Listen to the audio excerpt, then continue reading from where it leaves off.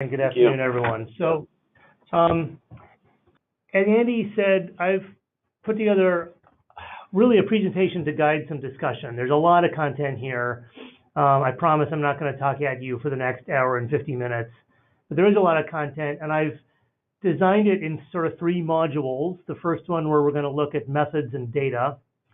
The second one where we'll look at some results and modeling and inventory results. And then the third where we'll look at how the results got used or how we're using them and applications of the consumption-based emissions inventory. I've intentionally broken this into three modules to force us to stop, to answer questions and have discussion. But to the extent there's not a million people on this call, if you want to ask questions as we go, I would be open to that as well. So please don't hesitate to jump in if you have if you're just not following the conversation or you need a point of clarification, you're stuck on something and you can't wait, please go ahead and jump in. So just sort of do a little level setting at the beginning here. I think it's helpful to remind ourselves why states and also local governments conduct greenhouse gas emissions inventories. And the reasons why state and local governments do it is a little bit different from why national governments do. National governments have some reporting obligations under the UN climate agreement that states don't have. And specifically, nations are required to report using inventory and report using a consistent framework, an accounting framework, which allows all of the national inventories to be summed up into a global total. That dynamic is not at play at the state and local level. The EPA is not adding up the state inventories to generate a national total, and states are not adding up local inventories. And frankly, this gives state and locals a little bit more flexibility in how we inventory our emissions. So why do we inventory our emissions? Obviously, to establish a baseline and to measure, I say progress, although sometimes we go in reverse. So I'll just say measure change. Inventories are used to identify sources of emissions that communities can influence, trends in those emissions. And this can support climate-related programs and projects. It can provide data and tools to partners outside of our agencies and can inform the development of policy and targets. And very importantly, inventories are used to communicate all of this to policymakers and the public. Policymakers and the public understand where the opportunities are to reduce emissions, in large part as a consequence of inventories and those pie charts that we've all been generating for years and years, saying that so much of our emissions come from this source versus that source. So for all these reasons, inventories are important. And of course, the way that states historically have inventoried their emissions has evolved a little bit, but the basic method is sometimes referred to as the Snowglobe Approach, where we imagine that there is this bubble that sits over the border of every state, and you simply count up all of the emissions that physically originate within the border of your state, and you call it good. Now, a number of years ago, certain states, including Oregon, pointed out that electricity is a major sector where we can have a lot of state-level influence. And a lot of electricity crosses state lines. Some states are net producers of electricity. Other states are net importers of electricity. You have states like Oregon that generate large amounts of hydropower that doesn't get used here. And instead, we buy a lot of coal-fired power, coal-fired electricity that's generated in states like Montana and Utah. And so a convention arose about a decade ago to modify this sort of snow globe or in-boundary inventories to account for the emissions associated with electricity that's used in the state, regardless of where it's generated. And folks in the inventory community often call this a consumption-based accounting approach. I just want to point out that it's not the same as the consumption-based approach I'm going to talk about here, although it does use a very similar principle. And that principle is that if we buy something that contributes to emissions, and if we can influence those emissions, then there's some justification for including that in our inventory. Now, of course, there are some limitations of this snow globe or in-boundary approach. It does a lot of good, and I'm in no way suggesting that states should abandon it, but it's important to understand some limitations. First of all, it just provides a really incomplete perspective of how communities contribute to emissions. This is especially true at the local government level, but also true at the state level. And when we fail to account for some of these ways in which we contribute to emissions, we also fail to understand and act on opportunities to reduce those emissions. And this is particularly acute for materials, because for most states, the large majority of the materials that we use in our states, that we purchase in our states, have some significant carbon emissions associated with them, and those emissions are not included in the traditional sector-based or snow globe inventory. A couple of other limitations: the traditional inventory appears to penalize local production and reward outsourcing. As an example of this, we had a bill a few years ago in our legislature which did not pass, but if it had passed, it would have required our state Department of Transportation, which is looking at building a major new bridge on an interstate that goes across the Columbia River to Washington State, would have required our Department of Transportation to, quote, purchase regionally produced materials which help the state achieve its greenhouse gas reduction goals, unquote. Now, the state's greenhouse gas reduction goals are understood to apply only to emissions inside the state of Oregon. Regionally produced materials could be produced in Oregon or Idaho or Washington. And a literal reading of that bill would have required the Department of Transportation to not buy materials made in Oregon. Because, of course, if they went out and placed an order for a whole bunch of steel and a whole bunch of concrete and cement, that would make Oregon's emissions rise, not lower, not decline. Instead, what ODOT would have been directed to do would be to buy materials made in Washington State. In other words, the inventory, and this is kind of a silly example, but I think you can catch the drift, that if all you're doing is holding yourself accountable to emissions inside your state, then a really easy solution is to just shut down industrial production in your state, which of course nobody is proposing, but opponents of climate action have seized on this dynamic and said, look, state such and such is just trying to force industry overseas. And that's a consequence of a traditional in-boundary inventory. You can get to suboptimal decisions, and recycling is an example of this, where most of the greenhouse gas benefit of recycling is not in landfill avoidance or incinerator avoidance. It's in displacing the use of virgin resources when industries use our recyclable materials to make new product. But most states export most of their recyclables to industries in other states. And we've heard of places, Hawaii, for example, that have, by focusing exclusively on in-boundary emissions, have proposed really cutting back on recycling services because they say, well, look, recycling doesn't help us achieve our greenhouse gas reduction goals. And so we shouldn't invest in it. And finally, only looking at emissions through one lens can provide some misleading signals of change over time. And I'm going to provide an example of that in a few minutes.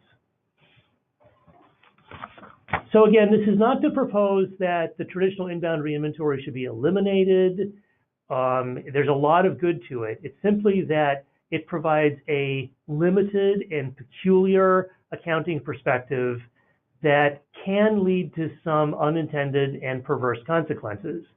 And when you think about any other endeavor in government, which touches on so many sectors or is as complex as reducing greenhouse gas emissions, that endeavor might be managing the state's budget, or it might be achieving desired educational outcomes for the state's children, or achieving desired healthcare outcomes for the state's residents.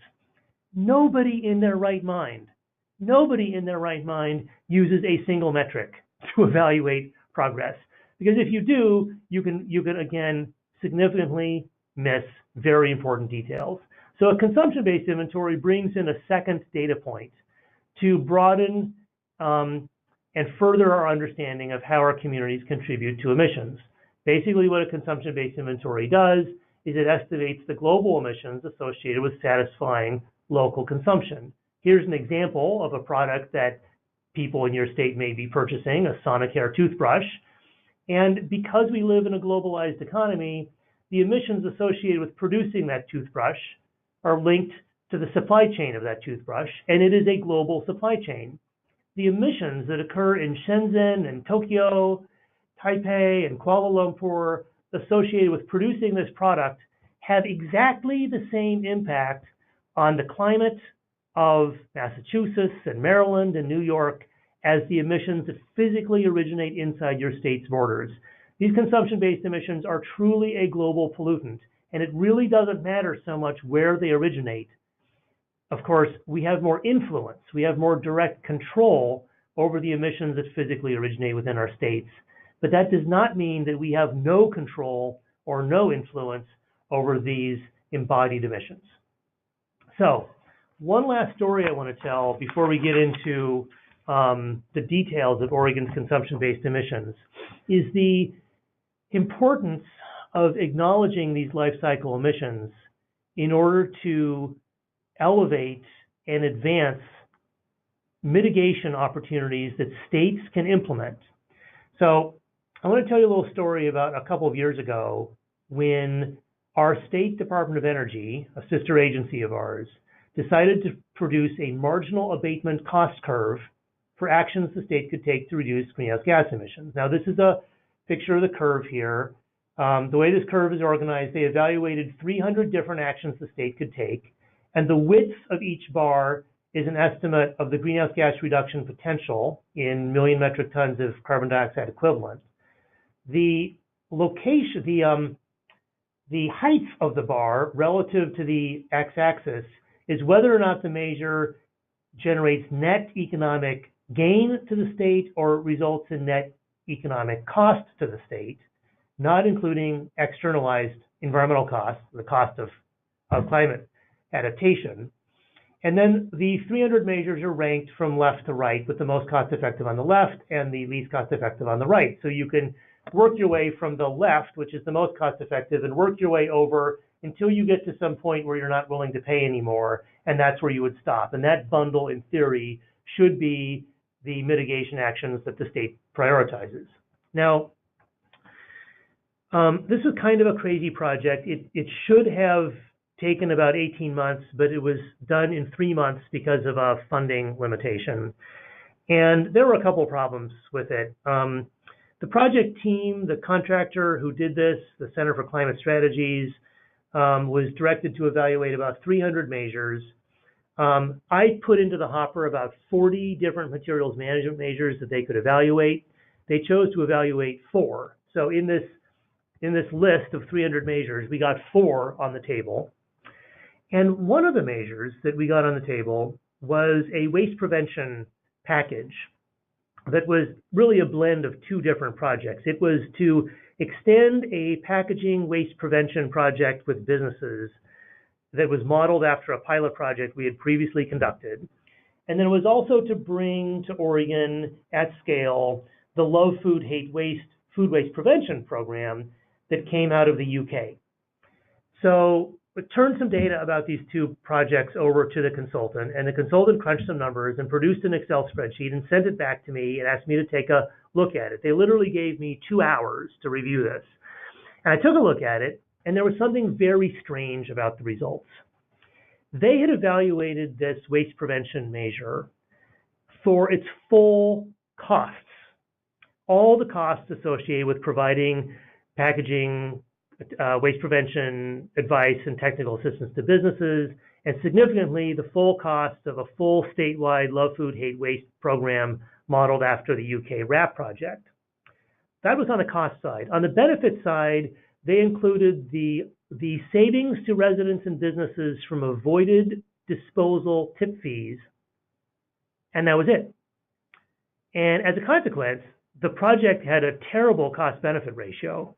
But if you've ever looked at waste prevention, you know that disposal savings are border on trivial. because waste prevention reduces the production and purchase of materials. And for most materials like food and packaging, the cost of buying the stuff is, 50 times more, 20 or 100 times more than the cost of disposing of it. This is why we pay a lot more at the grocery store than we do on our garbage bills. And I pointed this out to the consultant. I said, look, why have you done this? Why did you leave out the benefits of that businesses and residents aren't going to be buying so much stuff? And there was this awkward pause, and the contractor said, well, okay, look, the economy is a circular economy. Money moves from one player to the other. And so when a household, for example, saves money because they're no longer buying so much food that's going into the refrigerator and getting lost and rotting, well, yeah, they save money, but that means a grocery store doesn't get as much sales, they don't get as much revenue, and so any financial gain that's realized by one entity is offset by an equal and opposite financial loss to the other entity, so it's just sort of a wash, so there is no benefit. And to that I said, well, okay, that's kind of interesting logic, but the same is true for garbage disposal. I mean, if businesses or households save money on their garbage bills, that means that waste management is no longer getting as much revenue at their landfill, so why apply this accounting standard to one part of the life cycle and not the other? And, for that matter, what about electricity conservation programs? Because if I save money on my power bill, that means the power company isn't getting as much money. So isn't this kind of a double standard? And then there was a really long, awkward silence. And the contractor came back and said, well, let me tell you what's really going on here. I said, we've done these projects, these sorts of marginal abatement cost curves for about 15 other states. And typically our clients are a transportation office or an energy office or a traditional climate policy office that's really focused on the traditional sector-based inventory and the sources within it. And frankly, these clients don't want any competition for ideas. They don't want any other division within their department or other state departments coming in with solutions for greenhouse gas reduction, because it can create some competition.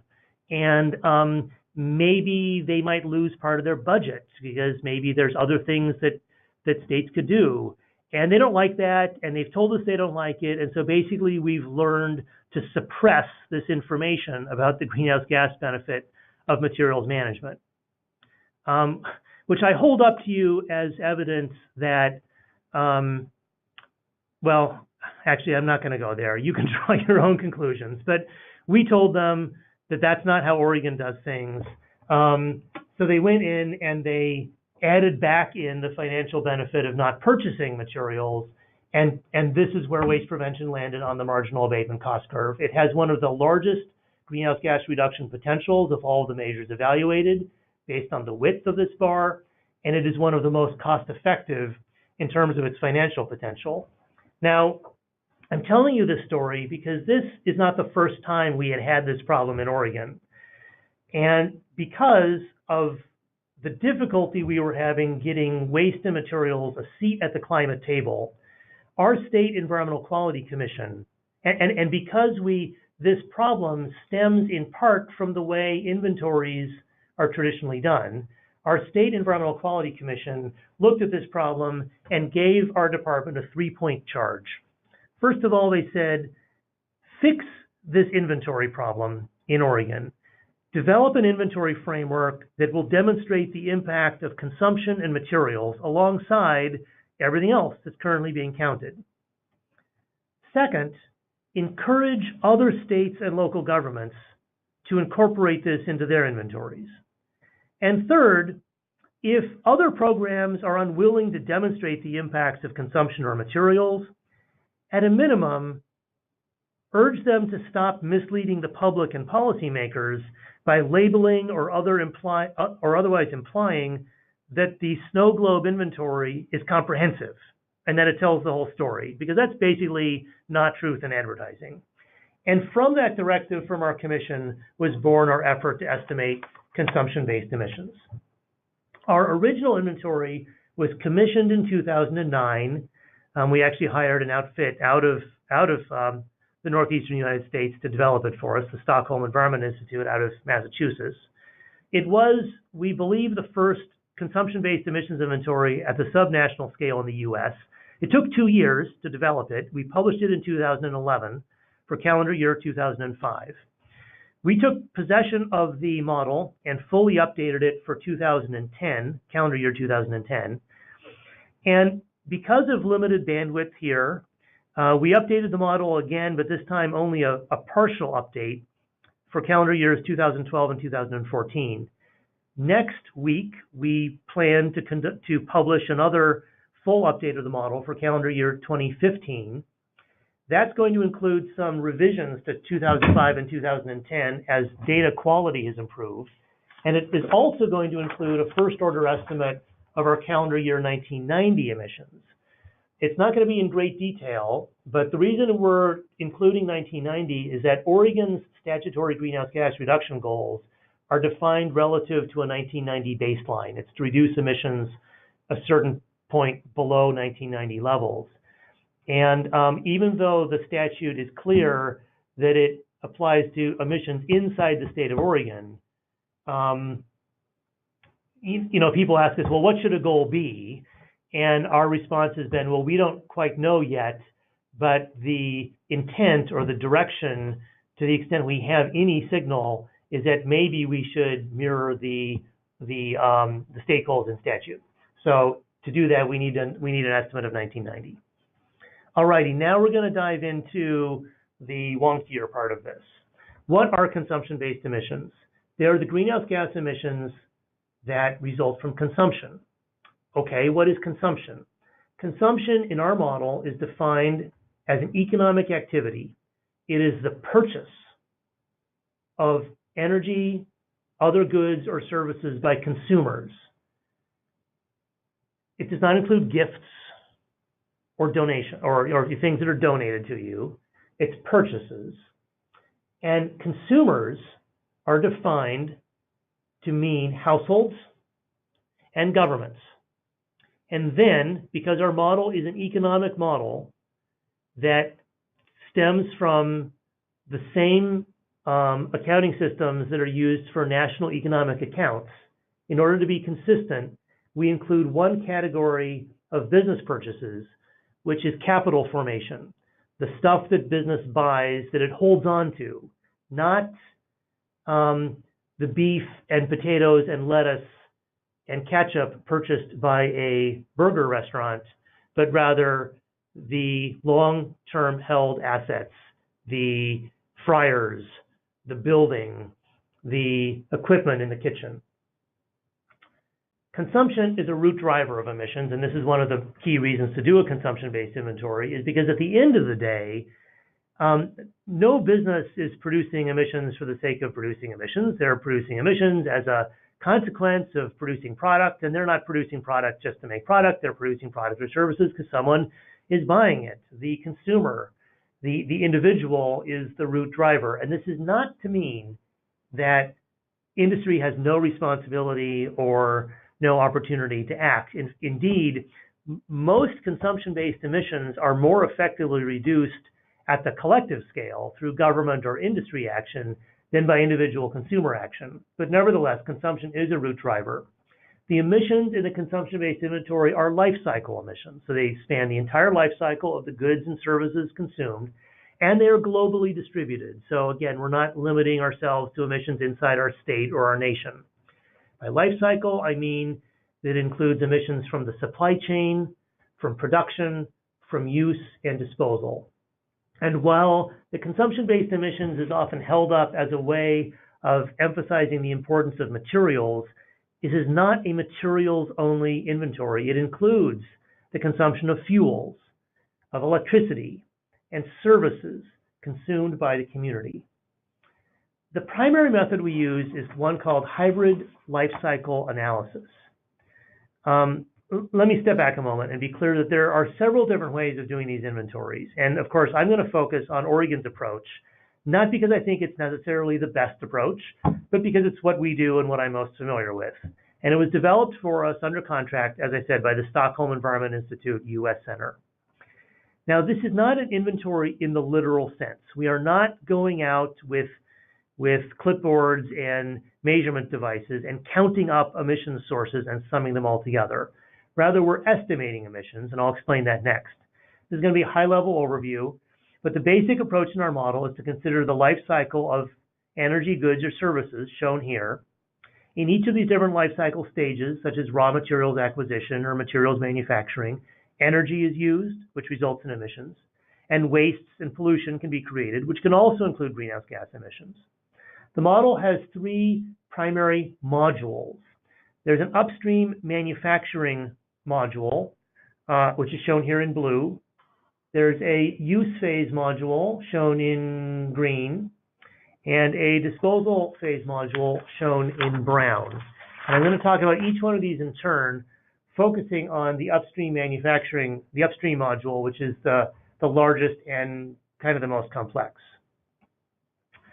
So the upstream module, which looks at all the emissions upstream of use by the consumer, is estimated using economic input-output analysis. This is a branch of economics that was developed and popularized by the Russian-American economist Wassily Leontief. And Leontief was actually awarded the Nobel Prize in Economics for his work to advance this particular branch of economics. That was in 1973. Today, economic input and output analysis is very widely used, and it forms the basis of most economic impact studies. If you've ever seen a study that says, if we build this stadium, it's going to, employ 400 people in construction and 200 people during operation and support another 300 jobs in the community, that estimate of the other 300 jobs, the people in the businesses that make the stuff that will be sold there, that comes from economic input-output studies. The basic idea here is that if you know a final good produced for consumers, say, for example, a $20,000 car, you can use economic census data to trace that consumer expenditure through the car manufacturer to its first-tier suppliers. The first-tier suppliers are the companies that the car manufacturer buys things from. It might be an engine manufacturer, parts manufacturers, steel mills, maybe plastics molders. The car manufacturer might even spend a portion of their money on conferences. Maybe they send one of their employees to the NERC conference to learn more about recycling. Well, that's part of the supply chain of that car, and those are the first-tier suppliers. Now, the first-tier suppliers, of course, have their own suppliers. These are the second-tier suppliers. Using the engine maker as an example, the engine maker might buy steel, they might buy aluminum, maybe they spend some money hiring attorneys to lobby on their behalf regarding state or federal air quality regulations. The second-tier suppliers, in turn, have their own suppliers. The steel maker, for example, might buy iron ore, might buy coal. The steel maker might buy from itself. It might buy some steel. And this is a very simplified version, but this goes on and on and on infinitely through the economy. And the beauty of what Wassily Leontief figured out how to do was that mathematically you can take these infinitely looping supply chains and mathematically sum them all together to generate an estimate of all of the financial outputs from all of the industries that ultimately go into producing that final, all the inputs that go into producing that final output, which is the car. So that's what economic input-output analysis does. And we don't do this. We rely on economic modeling tools that are, you can buy. There's a variety of different software tools available. We use InPlan, which is a very common tool.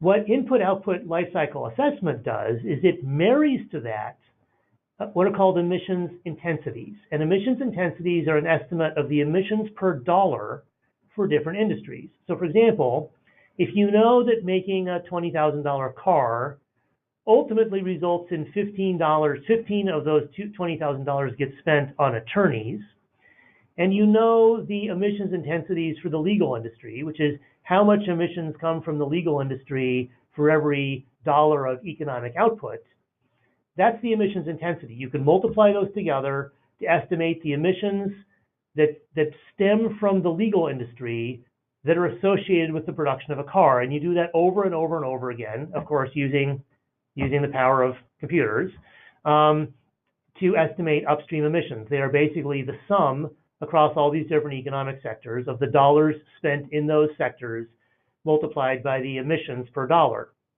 Depending on which year our model is using, because of the underlying database, our model has somewhere between 440 and 536 different commodities in it, and it's organized into 3 different geographic regions: Oregon, the rest of the US, and the rest of the world. The economic data for Oregon and the US, which includes consumption, trade, the inter-industry multipliers, which is the Leontief matrix that says, how much industry A produces to support industry B, and imports all come from the InPlan economic modeling software.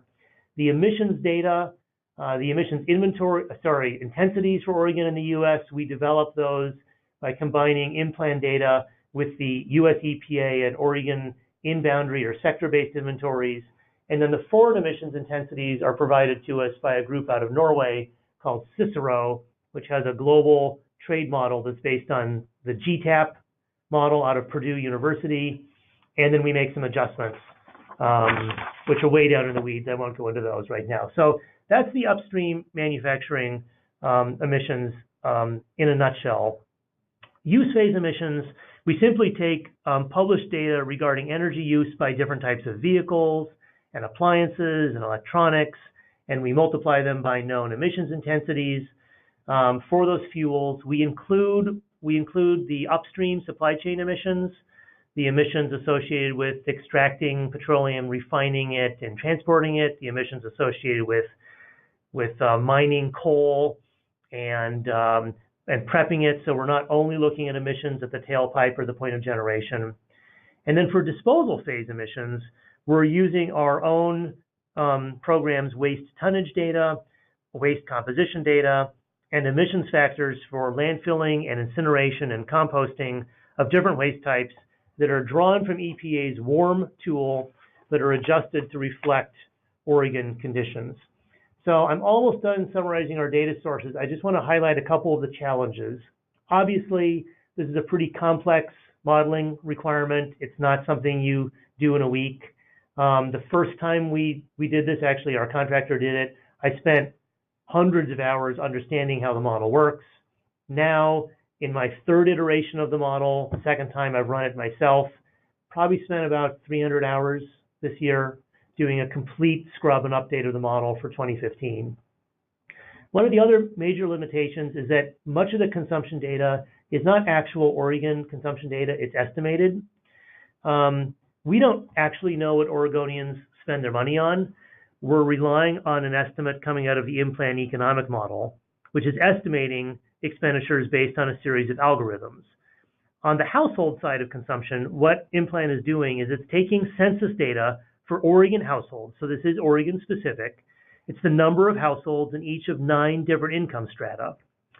And then for each of those households, it multiplies these by average regional consumption baskets for that income strata. So it's reflecting Oregon demographics, but it's assuming that an Oregon household in any given income category is making the same purchases as households of the same income in other parts of the country. And I mean, we know this isn't true. In Oregon, we buy more rain gear. We probably buy more fresh produce given how plentiful it is here. Marijuana is legal. We probably buy more weed. We buy more craft beers.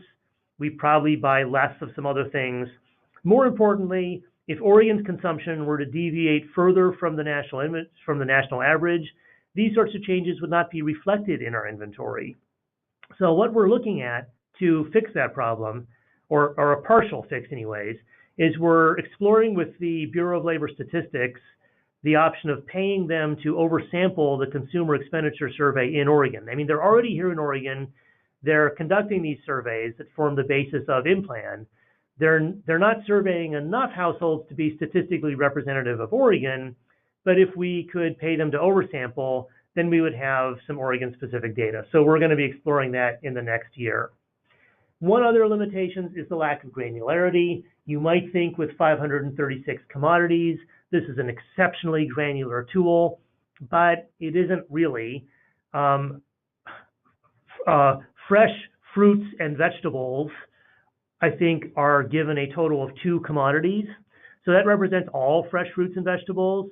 We cannot distinguish tomatoes from carrots. We can't distinguish organic from non-organic. When you think about how diverse the world of materials is, 536 commodities really isn't very much. So that's a challenge for us. So I'm going to pause here, and I've shared a lot with you. The next 2 sections are going to be a bit faster, but let's see if you have any questions about our methodology. Thanks, David. Just going through and unmuting people. Don't have any questions yet in through the chat box, so I'm unmuting folks. If folks don't have a question, they could just go ahead and mute themselves again. So, David, I have a question. You know, it sounds like, you know, Oregon is out in front on this. Are there other jurisdictions that you're working with that have used this model and are using similar or different data sources and that kind of thing? I mean, do you have any others that you kind of can compare to? We have customized our model for the city of Portland, the city of Eugene, and Portland Metro. The state of Minnesota has also taken a copy of our model and is working to make it reflect Minnesota conditions. Separately, King County, Washington, and the city of San Francisco both hired Stockholm Environment Institute a few years ago to use the model they created for us for them. More recently, the C40 group of global municipal climate leaders has developed consumption-based emissions inventories for, I think, 83 of their members, including Portland. And we were able to do a quick comparison of Portland's. So Portland has 2 consumption-based emissions inventories. Our results are within about 11% of each other, so that's pretty good. Other models, in San Francisco, the Bay Area Air Quality Management District has worked with University of California, Berkeley to produce consumption-based emissions inventories for its 100+ members. And globally, there are more than 500 cities that have done consumption-based emissions inventories. So I don't know if that answered your question, but yes, there's definitely in the last 12 months, there's been a definite uptick in adoption of this inventory practice at the subnational level. Thanks, David. We have another question that came in through the chat panel. Question is, do you feel that more commodities would make an inventory that is more useful, or would there be a limit on the usefulness of adding more commodities? Oh, that's a fine question, and it's one I've never thought of because, I mean, we're really constrained in the number of commodities we can do based on the economic models, and we've never thought of going out and like expanding those economic models. Yeah, you know, I think at a certain point when you start getting really granular, let me say something about the study and sort of the statistics in this inventory, is that we think that the inventory is more precise the more aggregate it is, and as you get more granular, the precision declines. So making it even more granular is going to make it even less precise at that very, very fine detailed level. At a certain point, we don't use the consumption-based inventory if we really want to understand, like for example, if we really wanted to understand different types of produce or organic versus non-organic, we wouldn't use the consumption-based inventory. We would turn to process LCA, the traditional mass-based life cycle assessment, and we'd have much higher confidence in that. So I guess at the end of the day, my answer would be a qualified no. I don't think more granularity would necessarily be that much more helpful. Thanks, David. Any other questions for David before we move on? No? All righty. Okay. Well, now I'm going to share with you the 2015 results, which have not been published yet. So we'll request that you not take pictures of these and not distribute them, at least until we get our report published on Tuesday. You all understand what an embargo means, so thanks for honoring this request. So here are some initial results for 2015. These are Oregon's consumption-based emissions, broken out by 16 major categories. We have these 536 commodities, which is a bit overwhelming, and we can cluster, group, and slice and dice these commodities in a couple different ways. We have about 60 subcategories and 16 categories, which are shown here. This is the whole inventory. And for each one of these inventories, we've also broken up the emissions into 3 life cycle stages. Pre-purchase, which is dark blue, and that's everything that comes out of that economic model, essentially, prior to the consumer taking possession of it. Use, which are emissions that result from the use of something, and then post-consumer disposal. So let's start at the bottom, which is the biggest. Vehicles and parts, by far the biggest category.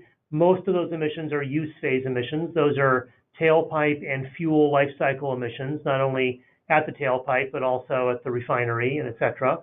The emissions associated with making the cars is not trivial. They're in the dark blue. Next up is food and beverages, and importantly, I would call out that almost all of these emissions are on-farm or factory or supply chain and transportation emissions.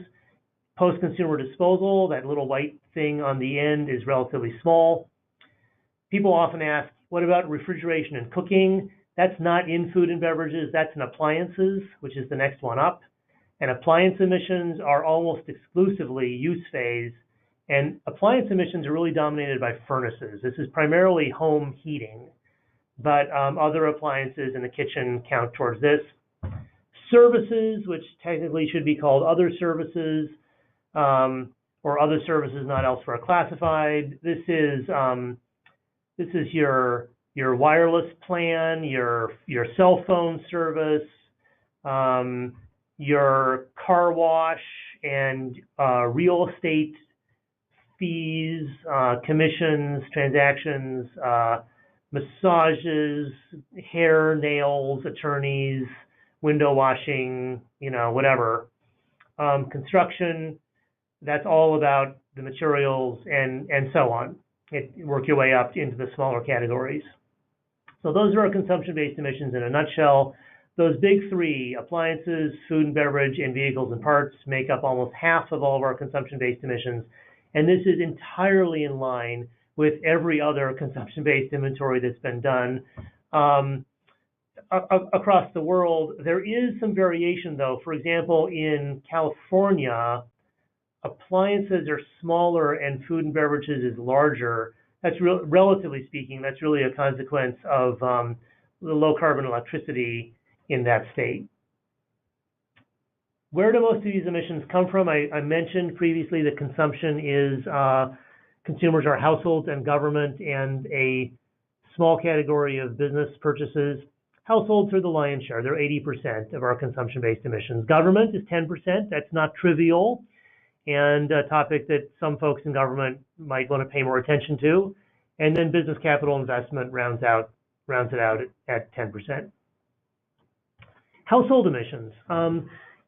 I'm sure that in your states, as you wrestled with larger issues of climate policy, there have been some discussions about equity, fairness, whether or not greenhouse gas policy is regressive from a social welfare perspective. And I thought it can inform that discussion if we look at household level consumption-based emissions by income strata. And that's what this graph shows here. These are per household average consumption emissions for four different for households with four different income strata. And you can see that households with more income have higher emissions. It's not because their income is higher, it's because their expenditures are higher. They spend more money. And this is kind of useful for thinking about and demonstrating that higher income households not only are more able to afford and pay for climate mitigation, they also have more potential themselves to mitigate their emissions because their carbon footprints are higher. And one could argue they have more responsibility to do so because they're contributing more to the problem. So this is a graph that we expect is going to get some play. We have a major cap and trade legislation that's being proposed for 2019, and the distributive or redistributive impacts of it are central to the policy debate in this state, and we think this graph is going to help inform that discussion. Here is the graph you saw before, our overall total consumption-based emissions. But this time I've broken them up into the location of where the emissions are occurring. These numbers are not really precise. It's kind of hard to nail a few of these down, but approximately 34% of the emissions, of the consumption-based emissions, are inside Oregon. That means the other 2/3 are not inside Oregon's borders. Again, that doesn't mean that we can't influence them, and in some cases, we can even regulate these emissions, but they're not physically originating inside Oregon. And about most of those are in other states, but some of them are in other countries. And the way in which our broader climate community within DEQ is really communicating this message is that in order to reduce our consumption-based greenhouse gas emissions, we need to take action here in Oregon, and we also need other states and nations to take action as well. We're all in this together. We need to support each other, and we can move the needle on other state and national actions by being a leader ourselves, and that leadership is important. And cooperation and collaboration is important if we're going to achieve the deep cuts in these emissions that are necessary. This is a little wonky, but for those of you who have programs that work on pollution prevention or waste prevention, this is a really interesting finding of the consumption-based emissions inventory, and it's the emissions intensities. We can take the emissions for these different commodities or categories and understand the emissions per dollar, and that's what an emissions intensity is. Just to keep things simple, I've taken our 536 commodities and I've compressed them into 4 meta categories: materials, electricity, fuel, and services. And so you can see that in Oregon in 2015, an average dollar spent on an average mix of fuels, this is vehicle and also heating oil and natural gas, contributed about 6 kilograms of carbon dioxide equivalent. A dollar spent on electricity contributed about 4.5 kilograms of CO2. A dollar spent on materials on average, about 0.5 kilogram. A dollar spent on services contributed less than that. That old bromide about, at the holidays, you can reduce your environmental footprint by giving gifts of experiences as opposed to things. Give the concert tickets or the gift certificate to go get your nails done as opposed to, something. Well, on average, that's true. As long as that experiential gift doesn't require that you get in your car and drive someplace very far, because then if there's a lot of fuel used, maybe that's not such a good approach for reducing greenhouse gas emissions. Through these, we can understand something called the rebound effect. The rebound effect, of course, is where consumers or businesses engage in a conservation activity, they save money, but then they use those savings and they turn around and spend it on something else. So if you save money on materials and you spend the money on services, there's a rebound effect of about 1/3. You don't entirely eliminate those emissions, but you do reduce them significantly. If you spend less money on electricity or fuel and you spend the money on materials or services, the rebound effect is pretty small. So that's good. Again, we can slice and dice these emissions intensities in other ways. These are some categories. Clothing and food and beverages rank relatively high for materials. Furnishings and supplies and electronics rank relatively low. And that's one reason why our waste prevention work in Oregon right now is focusing primarily on clothing and food, because we're going to get a lower rebound effect if we're successful in nudging consumer expenditure in those categories. And that's important to us. All right, now let's look at some trends. This colored graph, the big one, shows how emissions in the different 16 categories have changed over time. A couple noticeable changes. Vehicles and parts dipped in 2010, that's aqua, and then went back up in green. This was almost entirely about vehicle purchases.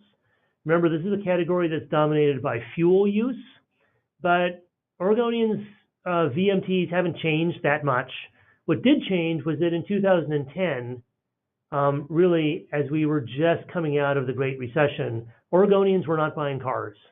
Americans were not buying cars, really. And in 2015, we're back to our pre-recession spending levels.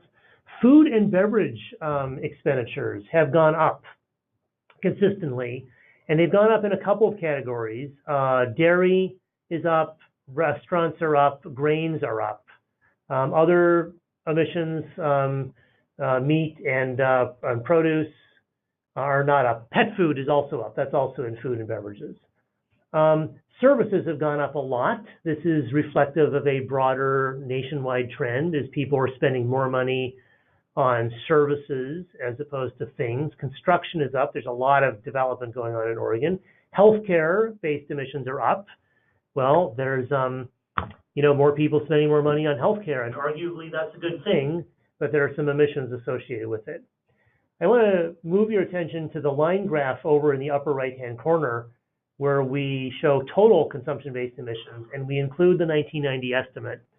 That 1990 estimate is not granular. We don't have it by category or subcategory, but you can see a steady upward trend in overall emissions, and I'll explore this in a little bit more detail in a few slides. Here are the 2005 through 2015 emissions again. This time, instead of the 16 categories, I've organized them into the 4 meta-categories, and this is really, really interesting. The peach and green bars on the top are the emissions from the direct consumption of electricity and fuels. It's only a third of our consumption-based emissions. Most of our consumption-based emissions stem from the consumption of materials and services. Now, of course, most of those emissions are a consequence of the industries providing those materials and services using fuels and electricity. So energy is still very central. I mean, this is 80% or more of these emissions are from the combustion of fossil fuels. So this is not to say that fossil fuels aren't important, but in communicating to consumers and households and governments what we can do in our own purchasing, materials and services are often overlooked. Most policy in this state has focused on fuels and electricity, and here we see maybe we've made some reductions. Electricity emissions have fallen both on an absolute basis and on a relative basis in terms of percentage of total. And fuel emissions are essentially flat. They've shrunk on a relative basis in terms of their relative contribution to the total. So that's where a lot of the attention has been paid, and that's where we're seeing some reductions or at least flattening. But materials, those emissions are up, and services, those emissions are up significantly. And that's where there's been very little attention paid. Here again, we have the total consumption-based emissions, and this time I've organized them by the 5 life cycle stages. I'm going to start on the right and go to the left. Post-consumer disposal, emissions from landfills and incinerators, have always been small, and they're getting smaller, generally speaking, and this is really a consequence of better methane controls at landfills, more recycling, more composting, and also some dematerialization. There's a lot less paper used now, and paper degrades in landfills and produces methane emissions. There's electronics have gotten lighter, and we have one waste incinerator here. We have less emissions from the combustion of those, and fewer being disposed of. So disposal emissions are down, but this is not a big deal. Use phase emissions. These are the emissions that everyone focuses on in climate policy. These are the tailpipe emissions and the emissions from using electricity. And those emissions are trending downward. We are bending the curve downward here, both on an absolute and a relative basis. Good job. Wholesale and retail. These are the emissions, the direct emissions from wholesalers and retailers, as well as their supply chain, the materials that they buy to run their businesses. So not quite sure why emissions have gone up. I'm wondering if this is partially the Amazon effect and the rise of e-commerce. People are driving their cars less to the store, but there's more delivery vehicles on the street. Transportation, which is a funny life cycle stage in our model. It's a combination of services that transport people, like airlines, and it's also the last leg of transport of finished goods. Finished goods from the final producer to the retailer. So those emissions are up slightly, but the really big increase here are the emissions that no one ever sees. They're the farthest, they're the most removed from the consumer, they're the most removed from policymakers, they're the production and supply chain emissions. They're largely invisible, but while we've not been watching them as a nation, they've been rising, at least for Oregon they have. And so this is a disturbing trend, not only that they're rising so steeply, but also that we're not paying attention to them, except, of course, for people and communities using consumption-based inventories. To the previous question, are other communities doing this? Yes, many communities are now doing consumption-based emissions inventories, although they're still a clear minority, but most of them have only started in the last 2 years. They do not have a time series like Oregon does. So what is really kind of exciting for us in terms of this report we're publishing next week is we now have a 10-year time series and can draw some conclusions from it. This graph compares Oregon's two inventories, the sector-based and the consumption-based inventory. The sector-based inventory is the circle on the left. The consumption-based inventory is the circle on the right. They share some significant overlap, about 38 million metric tons. These are emissions from consumers, driving vehicles, using appliances, heating their homes, creating waste in Oregon. The sector-based inventory includes 25 million metric tons that are unique to the sector-based inventory, and these are emissions primarily associated with businesses in Oregon producing exports, agriculture, transportation equipment, semiconductors, machinery. Oregon, most people don't think of us as a manufacturing intensive state, but we have a lot of manufacturing and a lot of kind of new industry here, and some old industry too. And that all results in emissions that are captured in our sector-based inventory but aren't part of the consumption-based inventory. The blue crescent on the right-hand side, the 51 million metric tons, are the emissions in other states and nations associated with producing all the stuff that we buy, furniture, coffee, tropical fruit, apparel. And so those are the emissions that are in the consumption-based inventory. There's some interesting symmetry here in that our imports are almost exactly twice the size of our exports as a state. And cities are typically even more unbalanced in that their exports tend to be smaller and their imports tend to be larger. So this really depends on the size and composition of the industrial base within your state. Every state will be different. Finally, are emissions trending upward or are they trending downward? And this is entirely a glass half empty, glass half full story. And while I like to be an optimist, the consumption-based inventory has me telling a little different story. This is our trend now 1990 all the way to 2017. The blue line are our sector-based emissions. The orange line are our consumption-based emissions. If we were like any other state and we were only tracking sector-based emissions, I think the story we would say would be, well, yeah, our emissions grew throughout the 1990s, and then they generally trended downwards and are still trending downwards, although this most recent trend, the 2016 number, was just due to the fact that we had really good snowpack in 2016, which produced lots of hydroelectricity and allowed our utilities to buy less coal. It was a freak of weather. It was not a long-term trend. That blue line that runs along the bottom represents an emissions level that's 10% below 1990 baseline. That's our goal for 2020. There's a big gap there, and we're not going to achieve it.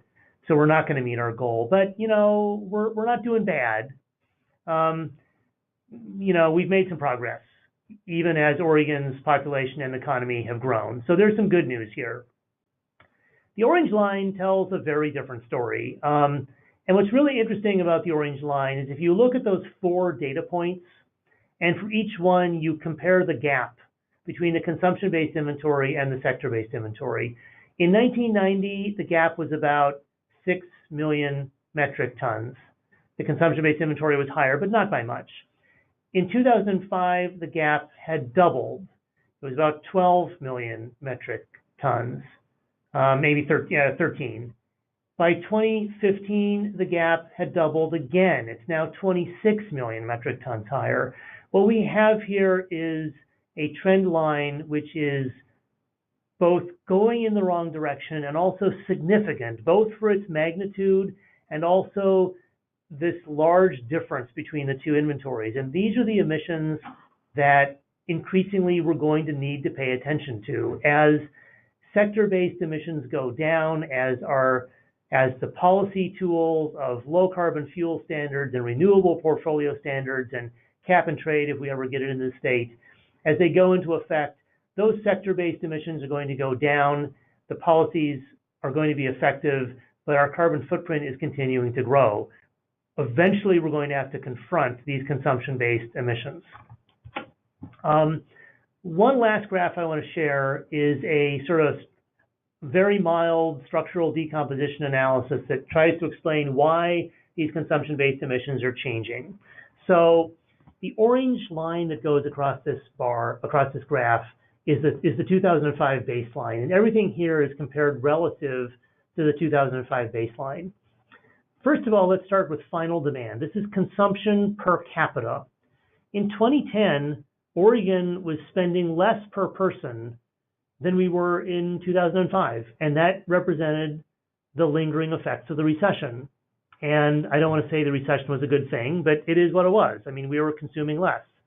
By 2015, on a per person basis, our consumption was 17% above 2005 levels. And that's kind of, in line with, a 1.5% real inflation adjusted growth rate. So consumption is up. That's on a per person basis. Oregon's population has also been growing. Our population is up 6% above 2005 levels in 2010 and 11% above 2005 levels by 2015. Take those two numbers and multiply them together. Final demand, total consumption in 2010 was 3% higher than it was in 2005. It was 30% higher in 2015. I mean, Oregon's economy measured through a consumption lens was 30% larger in 10 years. Now, on the flip side, the emissions intensity has been going down. Our fuel mix is changing. Industry and residences, buildings have become more efficient. Vehicles have become more efficient, and in some parts of the state, vehicle miles traveled have fallen. Industry is emitting less per dollar of economic output than they were before, and consumers have changed their purchases. Oregonians are buying more services and less materials, and services have a lower emissions intensity. So you take all those factors and you add them together, and the emissions per dollar spent have fallen between 2005. A 2% decline by 2010, and a 14% decline by 2050. If you take the third bars and the fourth bars and you multiply those together, final demand multiplied by emissions intensity, emissions per dollar, and you see that our total consumption-based emissions were 1% higher in 2010 and 11% higher in 2015. So the economy is becoming more efficient. We are relatively decarbonizing, but the benefits of that have been overwhelmed by rising consumption. And you can use this graph and you can do some other things I'm not going to show you here. For example, you could say, well, what if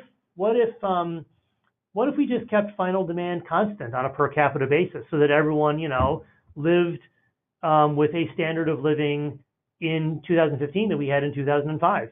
2005 was a pretty good year. I mean, it wasn't a great year for everyone, but generally speaking, if 2005 was an acceptable standard of living in terms of consumption, well, what would our consumption-based emissions have looked like in 2015? Population would have grown, but not as much as we reduced emissions on an intensity basis. Our consumption-based emissions would be going downward. So that's the sort of analysis that you can do with this sort of study. So that's a recap of the results, and let's take a break to see if you have any questions about our recent findings. Thanks, David. Some really, really powerful visuals there. Any questions from folks for David? Nothing's come in through the online panel. Any questions over the phone? Anyone want to raise their hand? So David, since nobody's raised their hand, I have a question. I mean, in your previous slides, you binned, the consumption by, into different categories. And I guess I was, one of them is appliances, one is electronics. I guess I'm interested in how, some of those seem to overlap. And I guess I'm kind of interested in how are these categories ones that the economic models use, or ones that you all created, and how do you deal with sort of the overlap between like appliances, electronics, lighting? Right. Sure. Some of that seems to blend together in certain ways.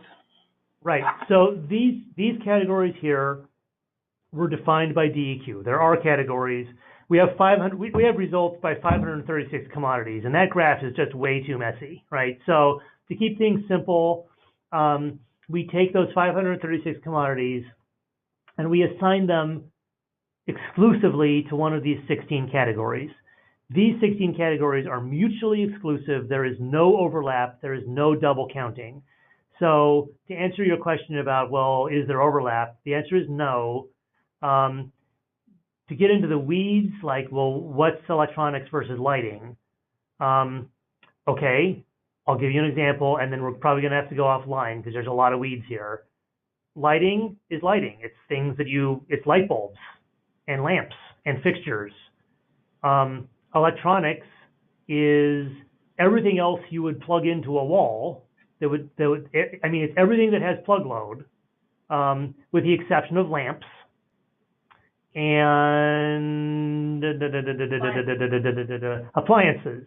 What are appliances? Well, we defined appliances. Appliances are furnaces, hot water heaters, microwaves, refrigerators, freezers, ranges, stoves. They're the big appliances plus microwaves, plus like space heaters and dehumidifiers and window air conditioners. They are not toasters or hair dryers. Those are electronics. So, we could go into more details, but does that generally help? Yeah, that's helpful. I'm also thinking that a lot of appliances now have computers embedded in them. You can get a text message from your washing machine now. Yeah, right. Things are blurring a little bit.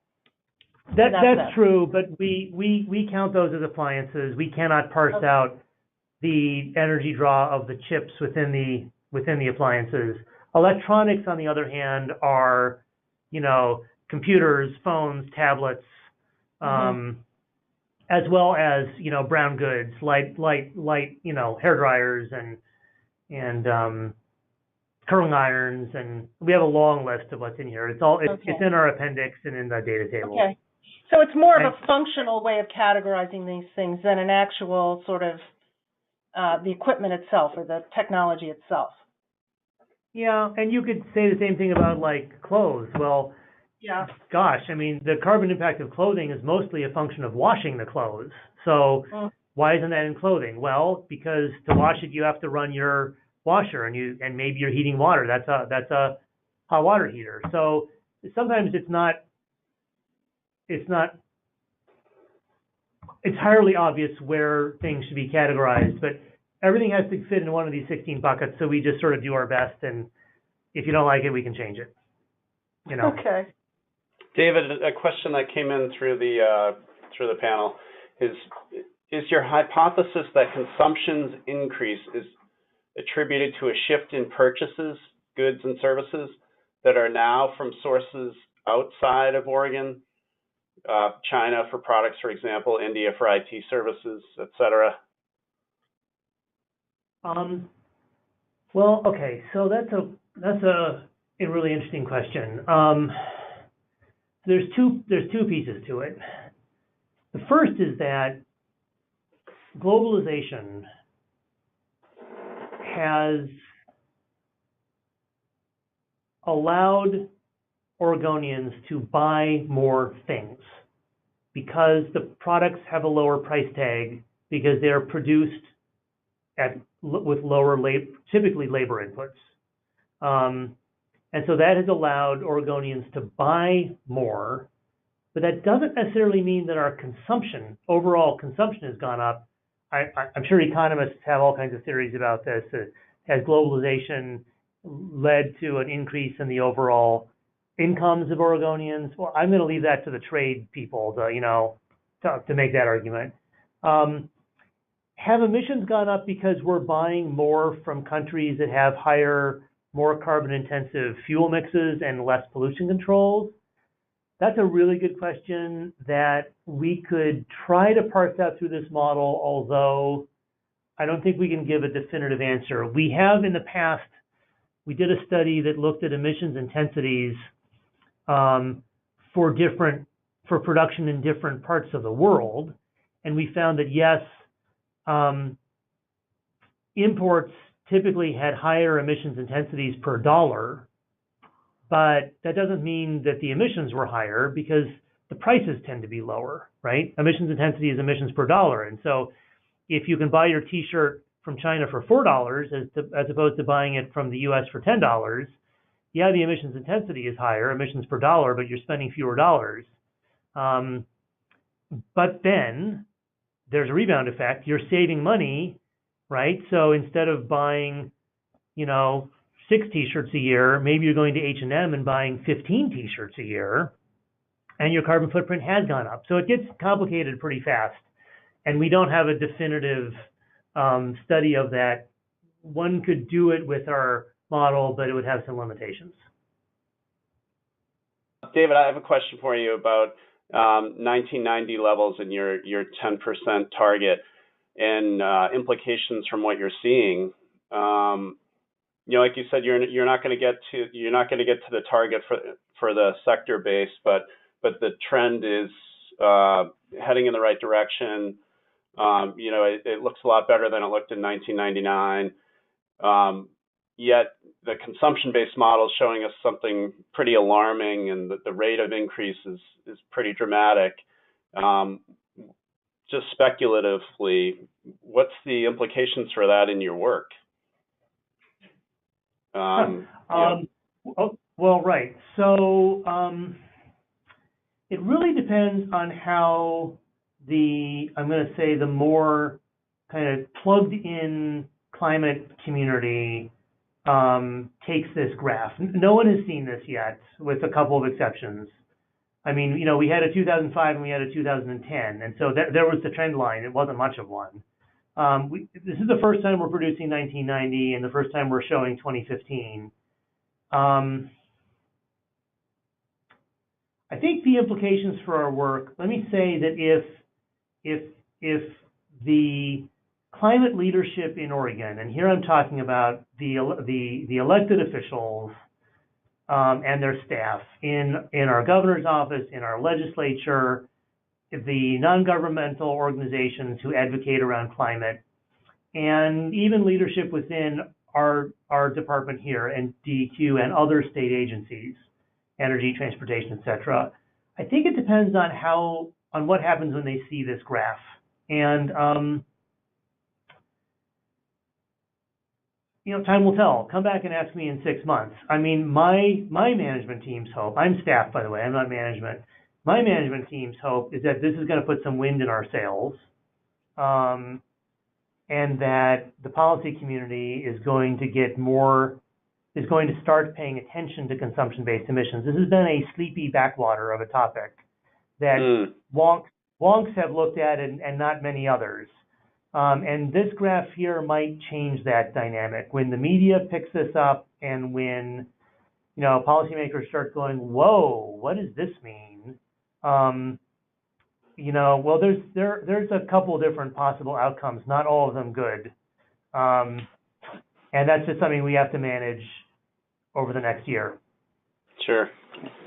I want to kind of move into the next piece here because it's very important. What's really needed to engage, I mean, it's one thing to talk about the theory and to say, look, there's 500 communities that now have these. This is a growing trend. You can't ignore this. But then, of course, the question is, well, okay, so let's say we accept the reality of consumption-based emissions. What do we do about it? Like, what's our role, anyways?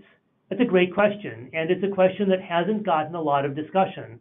The sector-based inventory and the traditional climate community has benefited from some of the best minds in the country and the world spending decades working through different policy solutions and options. There have been hundreds of symposia and conferences and journals and journal articles focused on the question of how to reduce sector-based emissions.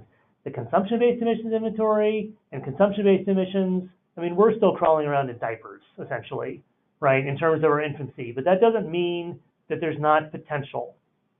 And that's where we're trying to focus our effort now in our Sustainable Materials Management Program. And there are others who are working on this. There's a great article that just came out from UC Berkeley that looks at consumption-based emissions, the Urban Sustainability Directors Network, and the UNCA, the USCA, the U.S. Climate Alliance, a coalition of major U.S. cities, is developing a consumption-based emissions action toolkit that will be published later this year. So there is some work coming out. And let me use this, if I may, to segue into how we've used the consumption-based inventory. That would be great, David. We do have a comment from someone too along those lines. Hoping that the final part of the call can shift to what waste state people can do and where there's the most impactful place to engage. The info is fascinating, but doesn't really clearly show this reader where to begin to work within a traditional waste management division at the state level. Okay, very good. So let's go there. Let me just answer that question first. I mean, I'm assuming that some of you heard, because I did a presentation twice to the new MOA board and leadership and members last summer about, Oregon no longer has a waste program. We don't have a waste program. We have a Sustainable Materials Management Program that has a waste component. And because of that, we're able to do some things around consumption-based emissions that have nothing to do with waste. For example, this project to help concrete manufacturers evaluate and reduce the carbon footprint of concrete mixes. It has nothing to do with waste. So if you are locked or stuck in that waste box, then your options are constrained, but they are not, they're not blank. There's still plenty of things you can do. You have a waste management hierarchy that starts with prevention and goes to reuse, and then goes to recovery via recycling and composting. All of those actions can reduce consumption-based emissions. And the one that has the most potential to reduce consumption-based emissions is the reduce part of reduce, reuse, recycle, which has been, like the inventory itself, a victim of severe underinvestment over the last 30 years. Many states and cities believe that the only thing they can do around prevention is to print brochures that encourage people to take their grocery bags back to the store and use reusable grocery bags and stop junk mail or something like that. And that's such an incomplete view. In the interest of time, I think I'd propose a different presentation, which I don't have the slides here, to show 15 different projects we're doing here in Oregon that fit within that traditional reduce, reuse box. But there's a lot that can be done. So now, what else have we done with this? We've used it to identify hotspots. Hotspots are materials that either have high emissions or have high emissions intensities. Food, concrete, the built environment. A lot of our programming right now is on these materials because they have high emissions and because they have high emissions intensities. And if we can shift consumption, if we can achieve the prevent part of preventing the wasting of food, so not about redistributing it to hungry people, not about composting or AD, but actually reducing food waste at the source, like Harvard University did with trayless dining, and they reduced the amount of food being wasted by 70%. Yeah, that's going to reduce consumption as well, and that could have a rebound effect. But food has a high emissions intensities, so that's okay. We use this to communicate to consumers. We have an online carbon footprint calculator on our website. Oddly, it's not calculated with data from the CBEI. It comes from University of California, Berkeley's model, but that's okay, and it communicates to consumers what they can do. We use this inventory to inform the design of plans and programs. Again, waste prevention focus on clothing and food, high emissions intensities. Clothing, by the way, has a high emissions intensity not only for carbon, but also toxics. So if you're looking to reduce supply chain toxics, clothing is a good area to focus.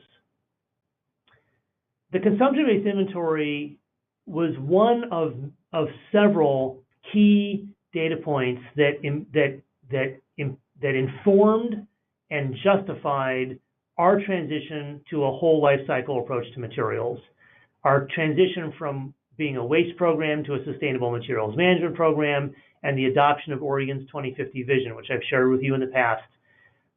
The consumption-based emissions inventory was not the only data point we drew on. We had many similar data points that informed that decision to go big, to do the full life cycle. But the consumption-based inventory definitely was a part of that story. We are now, this is probably the hardest project I've ever worked on in my 30 years in this field. We are trying to develop a sustainable consumption strategy. It is devilishly difficult, but we're working on it, and we think we may have a draft by the end of this year. We're making some interesting progress. So that's one of, and the consumption inventory is informing it. We have used the consumption-based inventory to answer specific questions that have come up in the course of our work. As an example, we have never come out as a state and said, avoid high carbon foods like dairy and beef. Lots of other organizations do that. We have some political constraints here.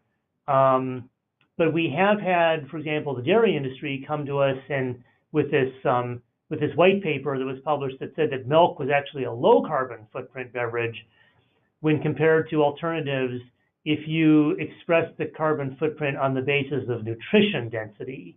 That is, okay, people, you think you're going to save greenhouse gas emissions by drinking almond milk instead of cow milk, but you look at how much almond milk you're going to have to drink in order to get a comparable nutritional benefit.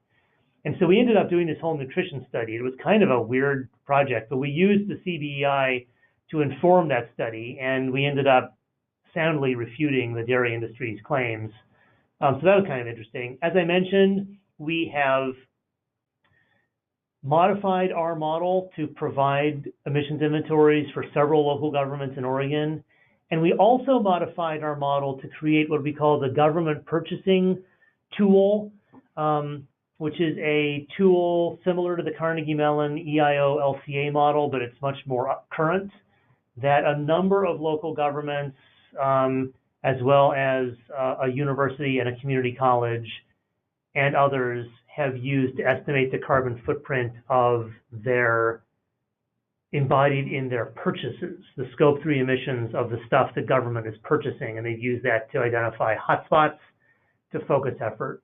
You know what? I have a bunch of slides about specific examples of projects, but I think I'm going to stop right here and go into details about specific projects if you want to ask about them. I'll just mention it's our state plan, a bunch of work we've done around space-efficient, modest-sized housing, preventing the wasting of food, product footprinting, concrete, low-carbon purchasing, built environment, reuse, repair, sustainable consumption strategy, grants, some waste prevention and reuse requirements in statute for cities and counties, and new ways of counting recycling and waste generation. Those are all projects we have where we're using the consumption-based emissions inventory or the results of it, and I'd be happy to go into details on any of those if you'd like, now or offline. You can, I mean, you know, I'm one of you.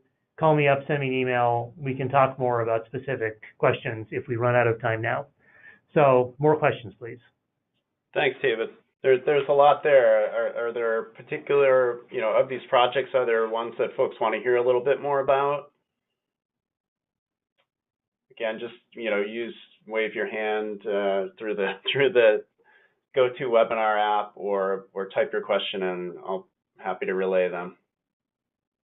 And as you're thinking about that, I would just suggest to you that if anyone says, oh, consumption-based emissions, what can we do about those? I mean, again, just take a look at these 4 slides here. All these projects all involve or address consumption-based emissions. And this is just what one state has done in the course of about 5 years. So without really very many examples to draw from. So, you know, I'm not at all boasting. I'm just saying that there's a lot of rich potential for action at the state and local level if you can have, you know, a couple FTE and some resource and some creativity. Wow, 10 years ago, this list of ideas is going to be so much longer. It's going to be super exciting. So again, we're just getting started.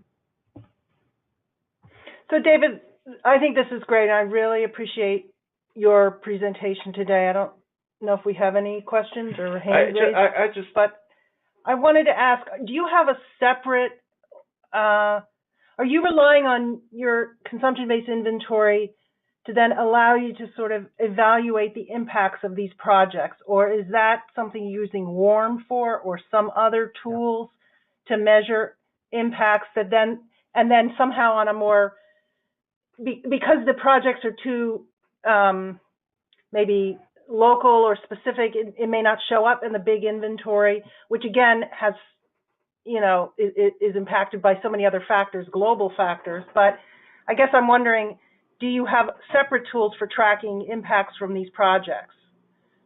Some of these projects we have separate evaluation tools, and some of the projects are not mature or robust enough to have evaluation. I mean, we borrow from the energy conservation community a general rule of thumb that it's appropriate to spend somewhere between 5 and 15% of a project budget on program evaluation. Well, if your overall program budget is $100,000, right? It's not a lot of money. And evaluation is going to cost $80,000. Well, you know, why bother? So certain projects we don't evaluate because it's just not a wise use of taxpayer funds. The larger projects, like this food thing around preventing the wasting of food, huge potential there, and that's why we've invested, you know, $500,000 in this, to develop a statewide baseline and protocol for evaluating wasted food, not food waste, but wasted edible food. And that was a one-time investment, and then we're going to have to go out in 5 years and spend something much less than that to measure change over time. And that's not going to show up, for the most part, those numbers aren't going to show up in the consumption-based emissions inventory because of the data problem that I mentioned earlier. It's not entirely Oregon data. So some of the actual shifts that we might induce aren't going to show up in those numbers. It's not the best tool for tracking change. If we want to evaluate the outcomes of specific projects, we're going to use WARM or something like WARM or or process LCA type tool to do that. And frankly, that's what the sector-based inventory does as well. When our low carbon fuel program evaluates the greenhouse gas benefit of low carbon fuels, they're not extracting that out of the state sector-based inventory. They're extracting it out of process-based calculations involving fuel sales and carbon intensities. So we're in good company. So to follow up on that, David, if we were to do a consumption-based inventory for some jurisdiction or regionally in the Northeast, to what extent do you think, given what I understand, is that a lot of the results that you have found in your analysis are driven by global emissions? How variable would it be, in a different geographic area of the United States? How different do you think our results would be from yours? And would that be driven by our fuel mix, or would it be driven by assumptions about our different patterns of consumption? I'm not sure how we would know that, given that you're using national numbers. So I guess I'm wondering how much we would to actually have to change if we used your model. Yeah, I expect what you would find is that the foreign emissions are probably going to be pretty comparable between the Northeast and Oregon. I don't know enough about the Northeast, really, but I'm going to speculate here. I know that our electricity mix in Oregon, despite the fact that we buy a lot of imported coal, is relatively low. I suspect that your use phase and in-state emissions might be a bit higher because of higher carbon energy mixes. I think where you might actually see more variation, although this is more work, where you might see more variation would be to evaluate consumption-based emissions between states. That, a state with a different income mix or a state with a different energy policy might have some different consumption-based emissions than its neighboring state. And for what it's worth, I'll send you a link to this paper that Chris Jones just published. The real interesting patterns in terms of differences show up at the real local level, really almost at the end. Chris Jones at UC Berkeley has this model, the Cool Climate Calculator, that you could use for a quick and dirty carbon footprint, much simpler than our model, that can actually estimate carbon consumption-based greenhouse gas emissions at the census block level. I mean, it's really refined. And there are some really kind of stunning differences even within a county in differences in consumption-based emissions based on not only income, but also urban form, density, access to transits, housing style, and size all have pretty significant impacts on consumption-based emissions. So, yeah, there will be some differences between the Northeast and Oregon, but there's also going to be some really interesting differences between, Maine and New York. Maine and New York, and between Eastern Massachusetts and Western Massachusetts, and between Albany and Ithaca even. So or certainly Albany and New York City.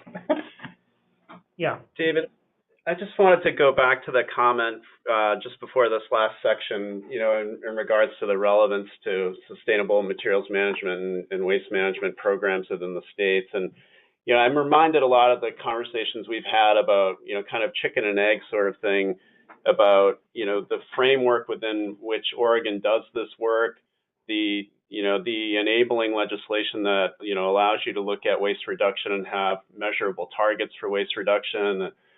And in the context of the inventory, the influence of the inventory in informing policymakers and kind of, making that kind of call to action. I think it goes back to the comment you said earlier, really, where, if our overall objective, which it is obviously, is to reduce greenhouse gas emissions, and we know what can be achieved through this kind of work, aren't we compelled to act?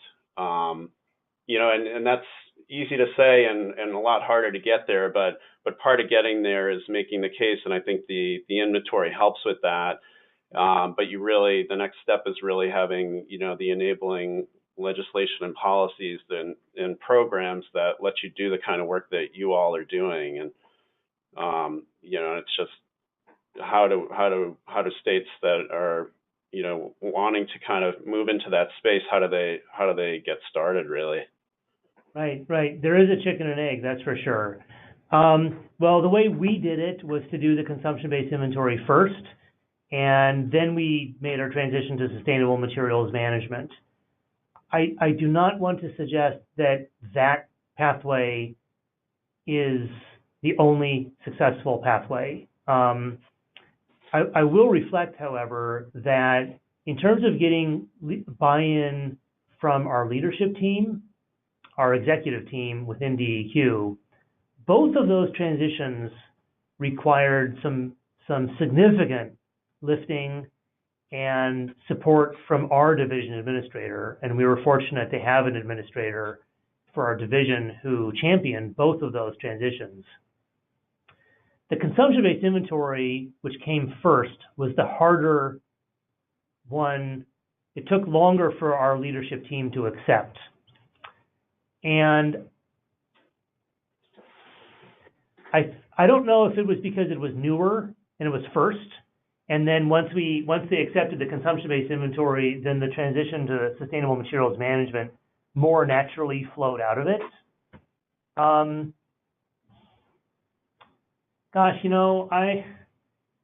This is at the end of the day, the acceptance and support for these transitions, it's all about people, and we were fortunate to have, let me say, there were some folks on our leadership team, they're not here anymore, who really, really slowed us down.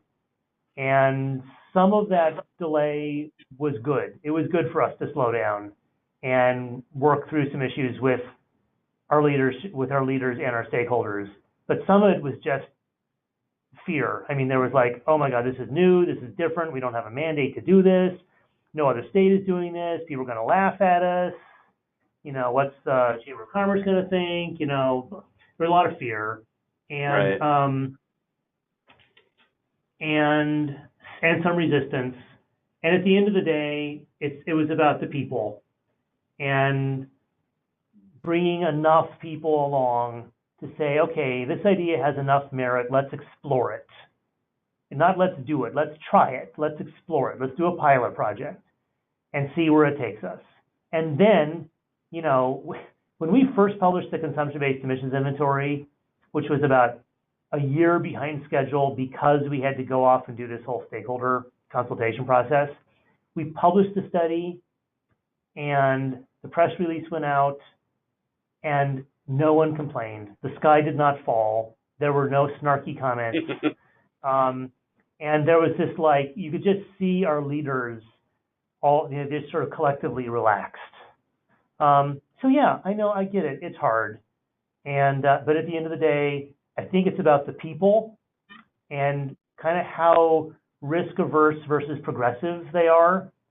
And I can't recommend for you which one to do first, although either one of them can clear the way for the other. And in our case, the transition to SMM was definitely aided and made easier by the fact that we had a consumption-based emissions inventory that our leadership team had accepted. Thanks, David. And with that, we're at time. I just want to thank you for taking the time to put this together and for being with us today. It's been a great discussion. I hope it helped inform folks a lot about what Oregon's done with, in terms of the modeling, but what the modeling has led to. And I'm sure we'll be continuing the discussion. Yeah, thank you. And here's my email if anyone wants to reach out. Great. Great. Good luck with the release of all of this. Thank you. Good luck to all of you. Thanks so much. Have a great day, all. Yep.